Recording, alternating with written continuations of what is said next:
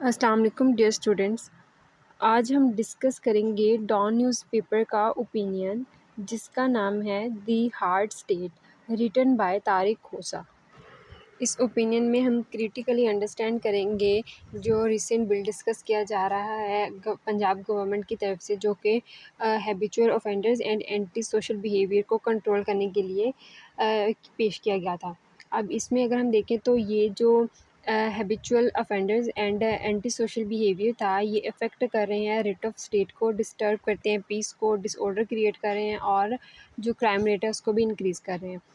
अब writ of state से मुराद ये है कि किस तरीके से वो अपने क्राइम करते हैं और उनको जब पनिशमेंट नहीं मिलती तो ये पावर, जो स्टेट की पावर है, उसको अंडरमाइन कर रहे हैं।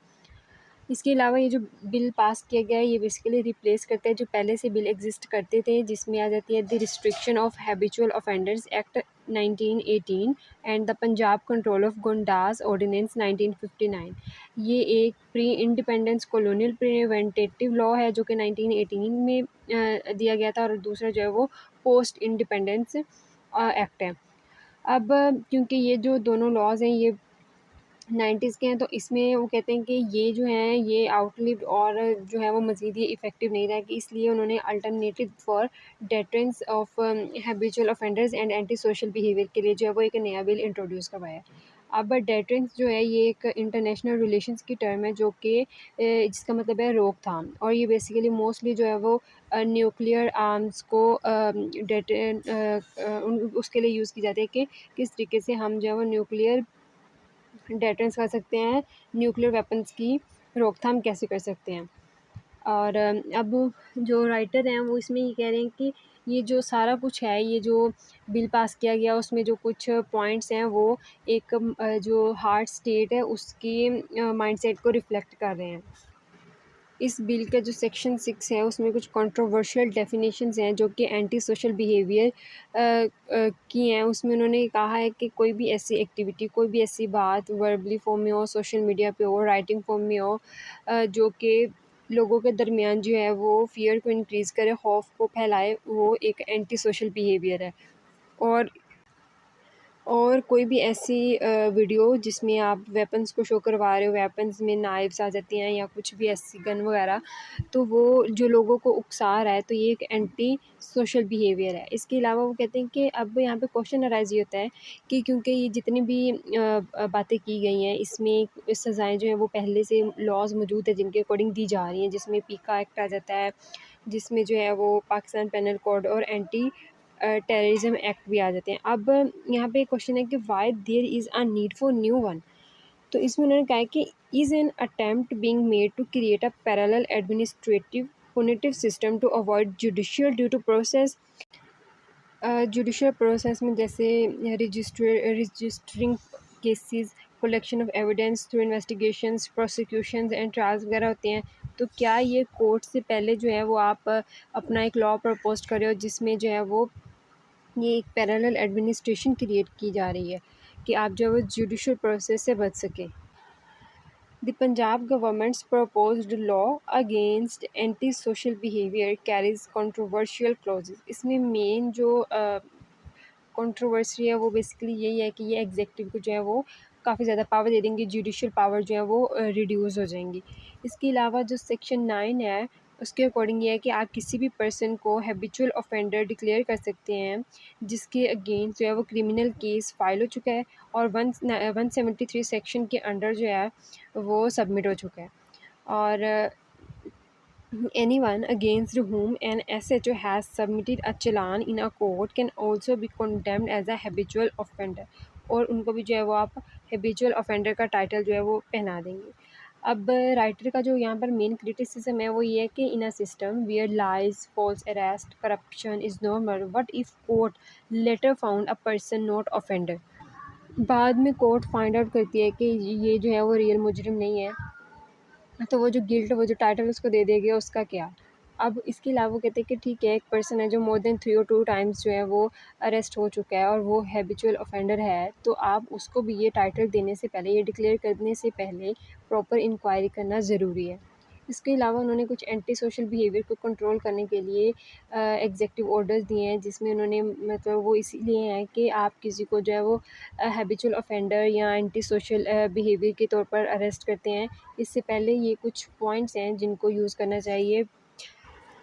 और सबसे पहला इसमें furnishing surety bond for a period up to 6 months.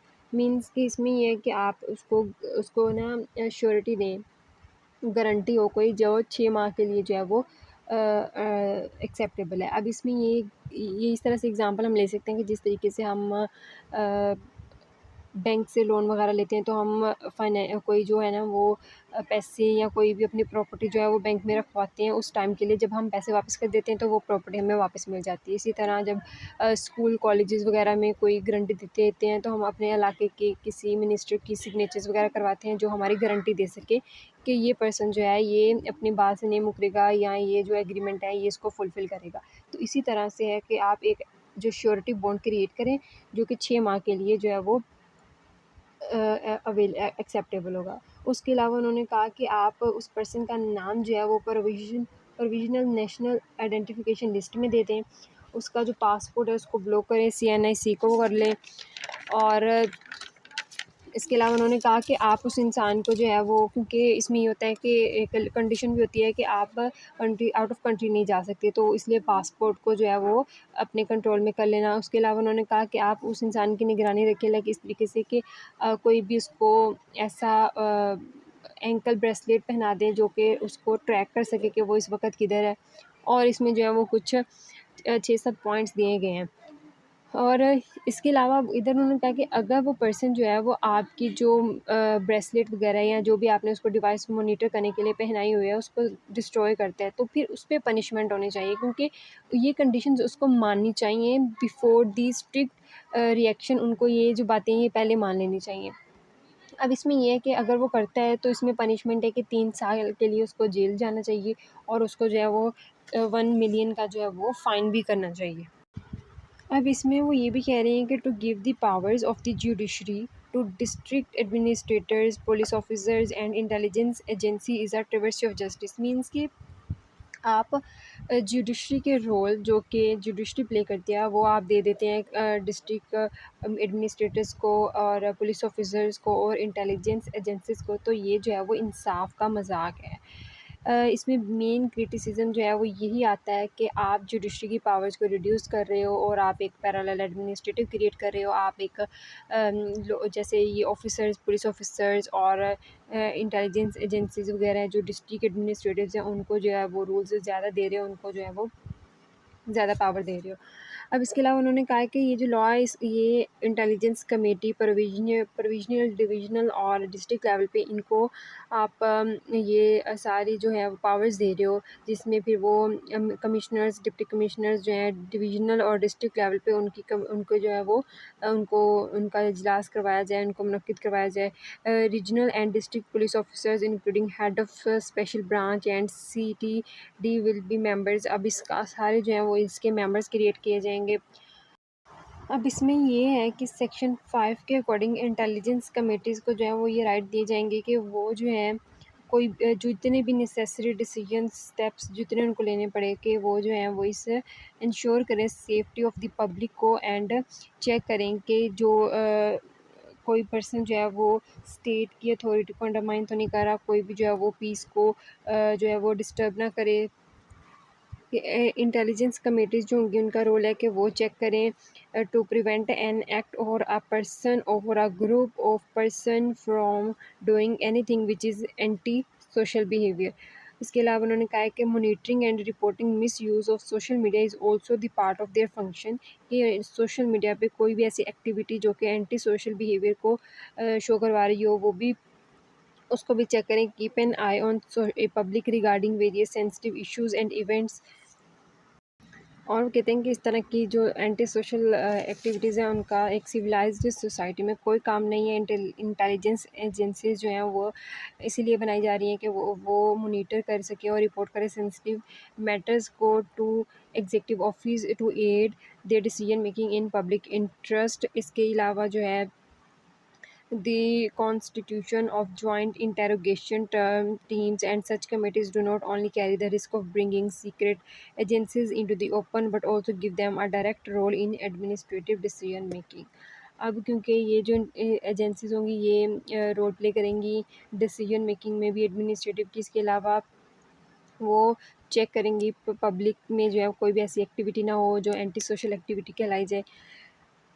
और unfortunately, civil officers often use them as crutches to shift responsibility to avoid being blamed. Such collusive arrangements compromise